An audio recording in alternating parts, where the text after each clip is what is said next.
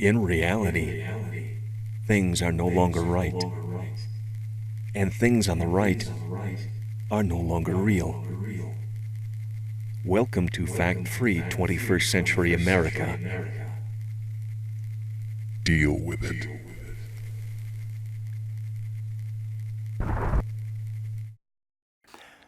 When the president asks his White House aides to fire or get rid of the White House counsel Don McGahn, specifically because he won't do what he wants him to do, that is obstruction of justice.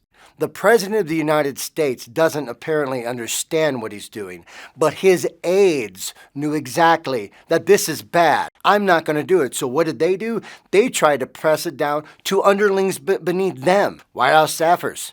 And they all refuse to do it. So they fall back on the thing that this can't be obstruction because the crime was never committed. The action of the crime was requested. That is obstruction of justice. When you hire a hitman to kill your wife, your spouse, but the hitman doesn't kill the target, he goes straight to the police to report the crime, even though there was no dead body, you're still going to be arrested for attempted murder. That's what's going to happen. Just because the crime didn't happen doesn't mean the crime of obstruction didn't take place. The Trump administration and the team around him are trying to muddy the waters. One of the reasons why they're doing such a great job is because they've got a media empire that have been muddying the waters to the American people now for at least 30 or 40 years.